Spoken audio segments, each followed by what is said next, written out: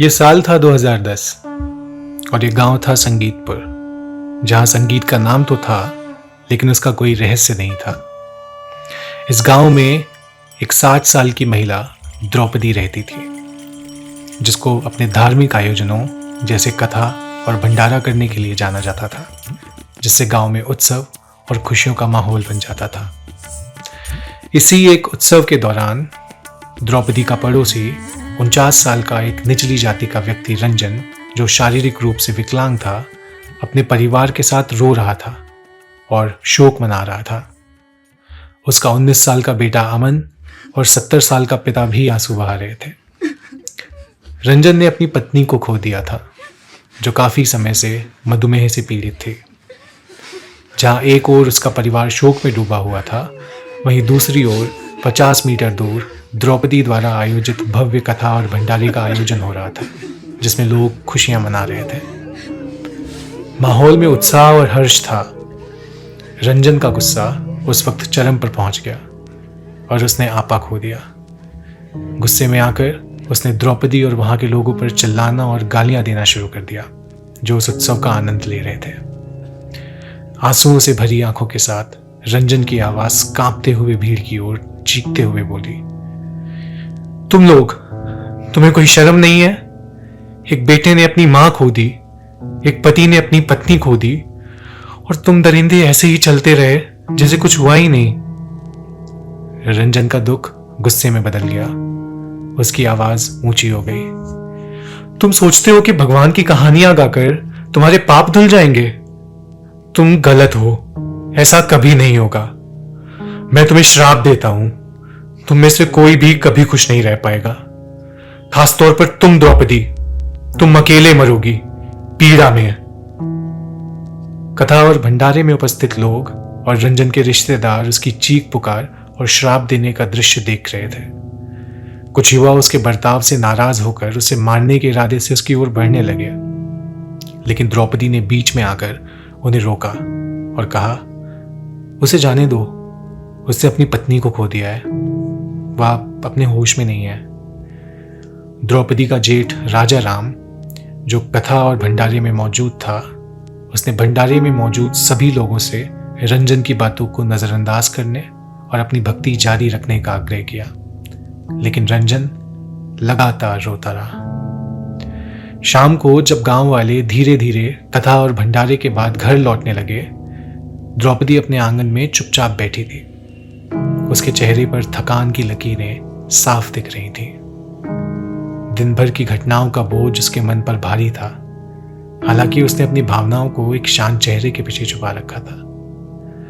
उसका भतीजा धीरे धीरे उसके पास आया। उसकी आंखों में चिंता झलक रही थी। बुआ जी, उसने धीमी आवाज में कहना शुरू किया, मैं कभी नहीं भूलूंगा कि आपने मेरी बेटी शालिनी के लिए क्या संकल्प लिया और इसकी शुद्धता के लिए इस कथा और भंडारे का आयोजन किया।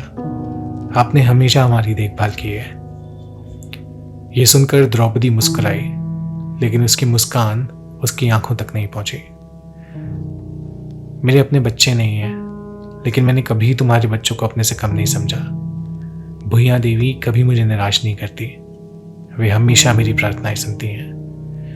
द्रौपदी की इस बात को सुन के भतीजे ने सिर हिलाया। उसकी बाहों में हल्की चिंता दिख रही थी। बुआ जी, रंजन आज पागल हो गया था। वह नहीं समझता। आपने इस कथा और भंडारे का संकल्प हफ्तों पहले लिया था, है ना? द्रौपदी ने गहरी सांस ली। उसकी निगाहें कहीं दूर देख रही थी। हाँ, तुम सही कह रहे हो। उसे पता नहीं है, मैं उसके जैसी नहीं हूं। उसकी आवाज नर्म हो गई और उसके चेहरे पर एक हल्की उदासी की झलक आई। मैंने तो उसके कर्मों को बहुत पहले ही माफ कर दिया था। भतीजा थोड़ी देर के लिए रुका। उसकी बातों में कुछ ऐसा महसूस हुआ जिसे वह समझ नहीं पा रहा था। वह हल्का सा झुका। उसकी आंखों में कृतज्ञता थी, लेकिन जब वह जाने के लिए मुड़ा तो द्रौपदी के चेहरे पर जैसे एक साया गुजर गया। उसका शांत मुखौटा बरकरार रहा, लेकिन वातावरण में कुछ अस्थिर सा महसूस हुआ, माने उसके भीतर और भी रहस्य छिपे हों, जो बाहर आने का इंतजार कर रहे हों। द्रौपदी उसे जाते हुए देखती रही। उसकी उंगलियां अपनी शॉल के किनारे को कसकर पकड़े हुई थी। रात ढल चुकी थी। गांव में सन्नाटा छाया हुआ था। दिन भर के जश्न की गूंज अब बहुत पीछे छूट गई थी। लेकिन रंजन के लिए नींद आना असंभव था। उसकी पत्नी की अनुपस्थिति उसके मन के हर कोने में समाई हुई थी। उसकी छवि उसके विचारों में जली हुई थी। छोटे मध्यम रोशनी वाले घर में उसके बेटे और पिता की धीमी लयबद्ध सांसें ही एकमात्र आवाज थी। बाहर सन्नाटा बेहद भारी था। रंजन अपनी खिड़की के पास बैठा था। बाहर द्रौपदी के बड़े घर की ओर देख रहा था, जो मात्र 50 मीटर की दूरी पर ही था। वही जगह जहां उस वक्त हंसी टिटोली गूंज रही थी जब उसकी पत्नी को धरती में उतारा जा रहा था। यह सोच के उसके भीतर एक आग भड़क उठी, ऐसी प्रचंड आग जो उसने कभी महसूस नहीं की थी। वह लंगड़ाते हुए अपनी छोटी अलमारी की ओर बढ़ा। उसके पैर कांप रहे थे। उसका हाथ लकड़ी के हैंडल को छूते हुए अलमारी में गया और अलमारी से उसने एक जंग लगा दराती निकाल लिया। फसल काटने का एक पुराना औजार जो अब किसी और ही भयावह उद्देश्य के लिए इस्तेमाल होने वाला था। जैसे ही रंजन रात के अंधेरे में बाहर निकला, उसकी सांसें तेज हो गईं।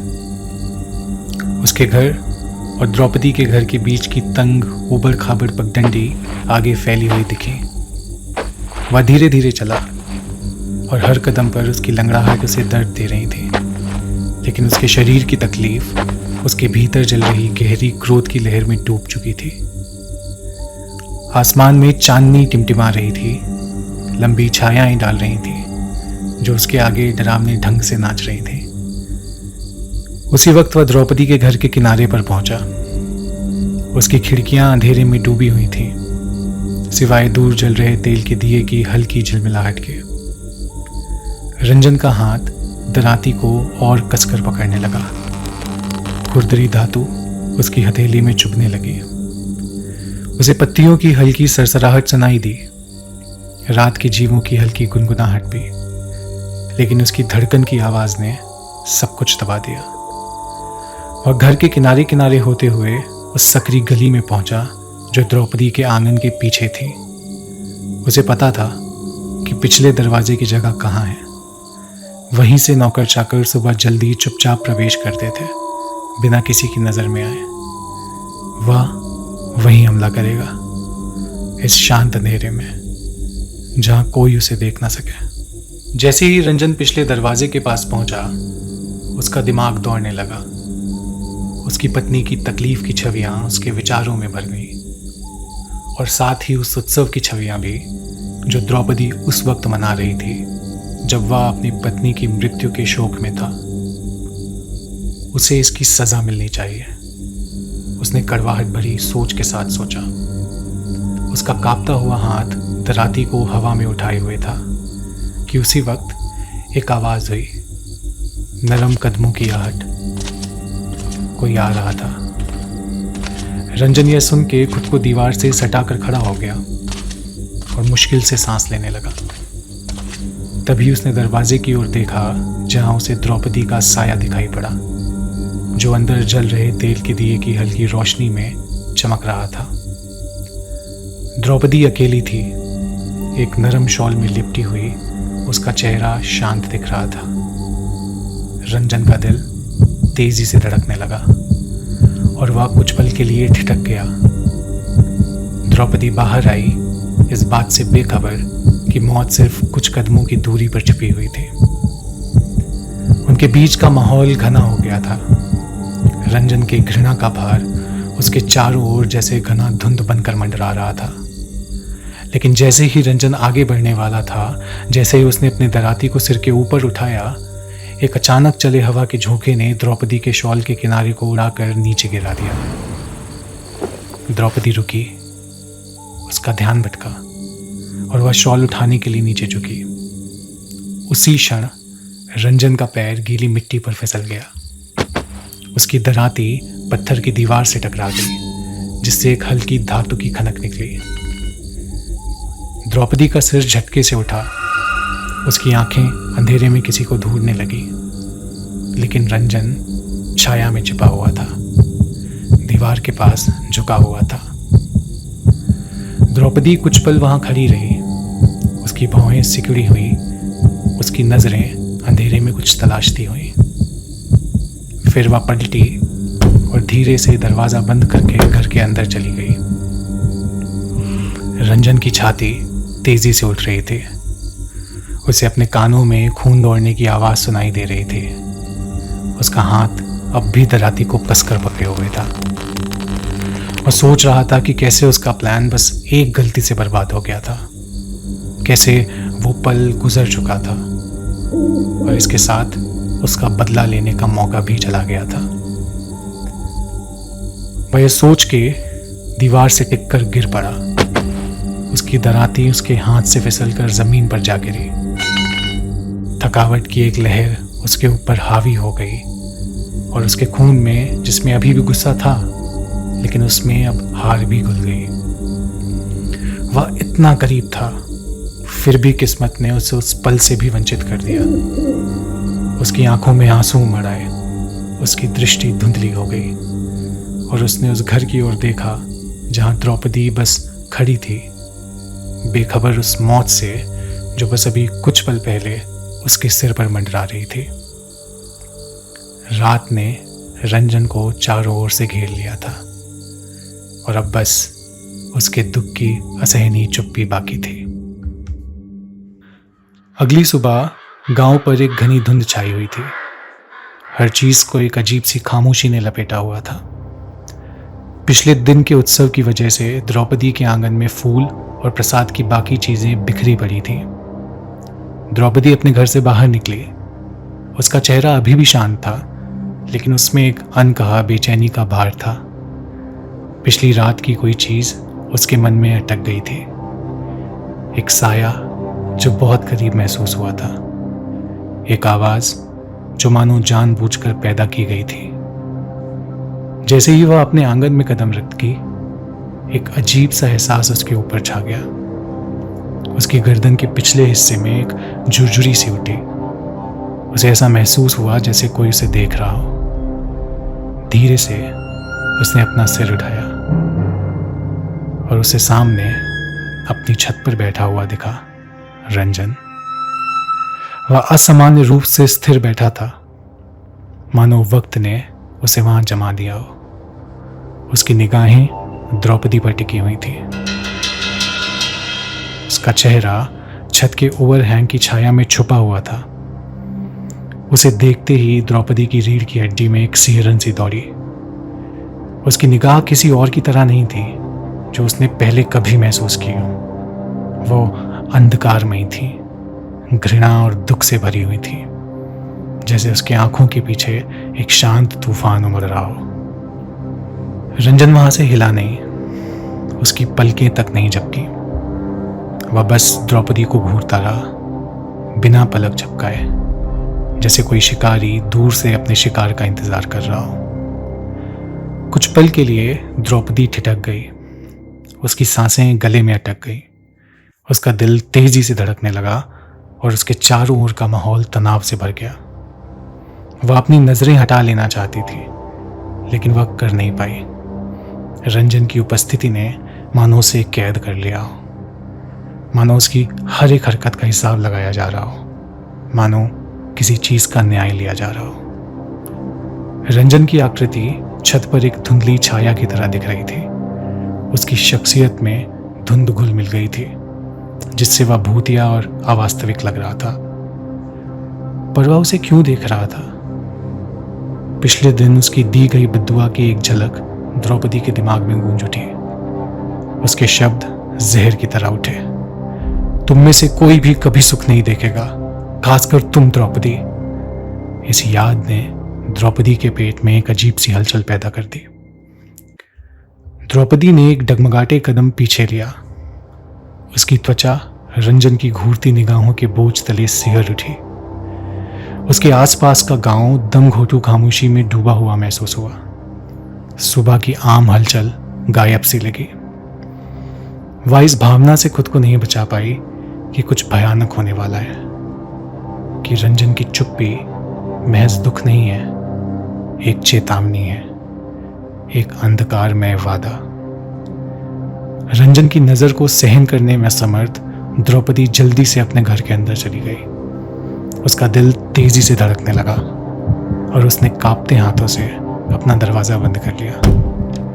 लेकिन रंजन की वह छवि उसके दिमाग में जलती रही। वह देखता रहा, इंतजार करता रहा। कुछ दिन बीत गए और रंजन के घर पर शोक का भारी बोझ अब भी छाया हुआ था।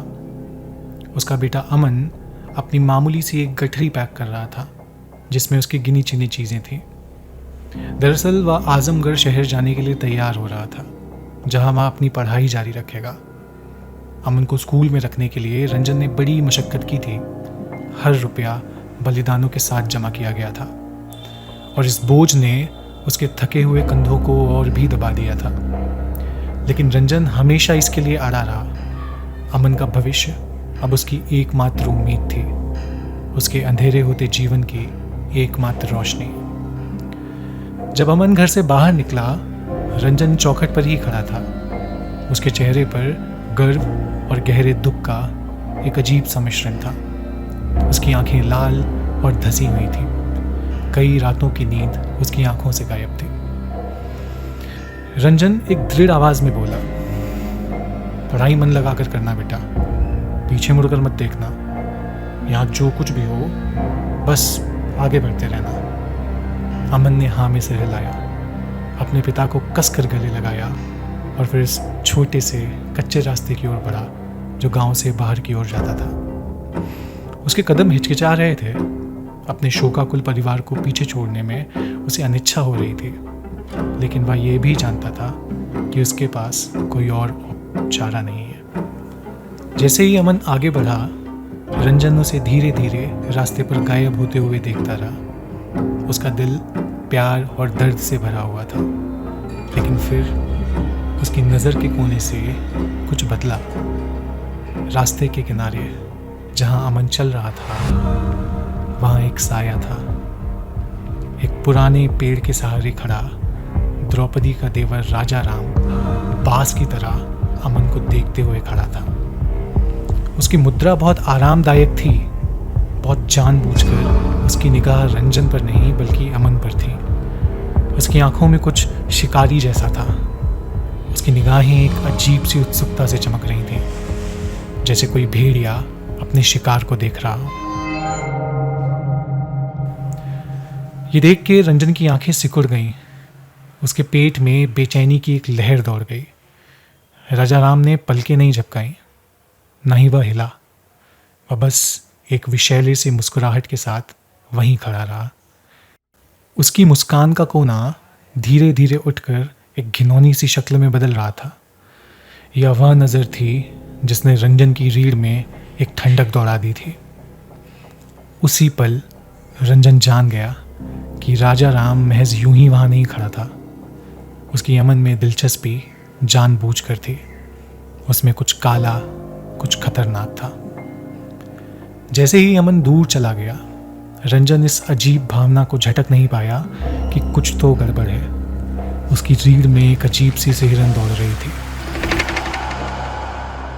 ऐसा महसूस हो रहा था कि राजा राम के अलावा भी कोई और उन्हें देख रहा है। उसका दिल तेजी से धड़कने लगा और उसने स्वाभाविक रूप से अपना सिर घुमाया। क्षेत्र को ध्यान से देखते हुए उसकी इंद्रियां तेज हो गईं और फिर उस सकरे रास्ते के पार उसने उसे देखा। द्रौपदी अपने घर की छत पर खड़ी उनकी ओर देख रही थी। उसकी निगाहें तेज थीं, बिना झपके हुए, जैसे वह पूरे दृश्य को ऊपर से देख रही थी। चुपचाप राजा राम की खतरनाक उपस्थिति और रंजन की बेचैनी की गवाह बन रही थी। उसके खड़े होने के ढंग में कुछ ठंडा, लगभग गणनात्मक था। उसके हाथ रेलिंग के किनारे को कसकर पकड़े हुए थे। हवा में उसकी साड़ी फड़फड़ा रही थी, लेकिन वह हिली तक नहीं। कुछ क्षणों के लिए उनकी आंखें मिली। रंजन का पेट मरोड़ गया। जो गुस्सा उसने कुछ दिन पहले महसूस किया था वह फिर से उभर आया, लेकिन इस बार उसमें एक अजीब सी असहायता घुल रही थी। वह उसे क्यों देख रही थी? क्या उसे अपने देवर की मंशाओं के बारे में पता था? क्या वह इस अंधकार में योजना में शामिल थे, या वह बस एक मूक गवाह थी जो राजा राम के खेल को देख रही थी? वातावरण में तनाव इतना बढ़ गया कि सांस लेना मुश्किल हो गया। रंजन ने खुद को फंसा हुआ महसूस किया। उसका बेटा दूर जा रहा था, राजा राम शिकारी की तरह घात लगाए खड़ा था, और अब द्रौपदी सब कुछ इतनी बारीकी से देख रही थी जैसे उसे कुछ मालूम हो जो रंजन को नहीं पता। रंजन की आंखें संकीर्ण हो गईं और उस पर शक की एक लहर दौड़ गई, लेकिन द्रौपदी ने कोई हरकत नहीं की। वह बस वहीं खड़ी रही, उसे घूरती रही। उसका चेहरा एकदम भावहीन था। उस क्षण रंजन को एहसास हुआ कि जो कुछ भी हो रहा था वह खत्म नहीं हुआ था। निगरानी करने वाले पास आ रहे थे। अमन की सड़क पर ओझल होने के साथ ही एक भारी अनहोनी का एहसास रंजन के ऊपर मंडराने लगा, जैसे कि उसके आसपास की परछाइयां और गहरी हो गई हों। उसे हर कोई देख रहा हो, और अब रंजन को यकीन नहीं था कि असली खतरा कौन था, राजा राम, द्रौपदी या दोनों। एक दिन द्रौपदी और उसका देवर राजा राम उसके घर में बातचीत कर रहे थे। ये बातचीत लंबी चली, और जब राजा राम चला गया तो द्रौपदी को अपने भतीजे का फोन आया। उसने बताया कि उसके बेटे को गंभीर फेफड़ों का संक्रमण हो गया है, और डॉक्टर ने कहा है कि जीवित रहने की मात्र 15% संभावना है। हताश होकर द्रौपदी भुइयां देवी के मंदिर गई और उनसे मदद की प्रार्थना की।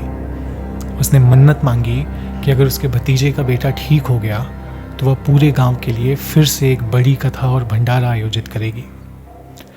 अगले दिन द्रौपदी अपने देवर राजा राम के साथ गोरखपुर शहर के वेदांत अस्पताल गई ताकि अपने भतीजे के बीमार बेटे को देख सके। 2 दिन बाद लड़के को आखिरकार होश आ गया। उसके अगले दिन द्रौपदी गांव लौट आई, लेकिन राजा राम गोरखपुर शहर में ही रह गया। इसके 3 दिन बाद द्रौपदी ने गांव के लिए कथा और भंडारे का आयोजन किया। कथा के दिन की सुबह राजा राम अपने भतीजे के बेटे के साथ गांव लौट आया। जैसे ही गांव वाले भुइयां देवी के लिए कथा के दौरान पूजा शुरू कर रहे थे, एक त्रासदी घटी। रंजन के बेटे का निर्जीव शरीर गांव वापस लाया गया। शोक की आवाजें हवा में गूंजने लगीं। जैसे ही रंजन अपने बेटे के निर्जीव शरीर के पास ढह गया, उसकी चीखें गांव में टूटे हुए आदमी की तरह गूंज रही थीं। उसका बूढ़ा पिता उम्र और दुख से झुका हुआ उसके पास बैठ गया था, कांपते हुए और चुपचाप रोते हुए। उसकी आंखों से आंसू नीचे धूल में गिर रहे थे। वे दोनों जो कभी अपने छोटे परिवार के स्तंभ थे, अब एक असहनीय हानि के बोझ से कुचल रहे थे। द्रौपदी की कथा और भंडारे का जीवंत उत्सव अभी भी उस जगह से ज्यादा दूर नहीं हो रहा था जहां वह शरीर पड़ा था, लेकिन मृत्यु के आगमन ने उत्सव की आवाजों को मौन सा कर दिया था।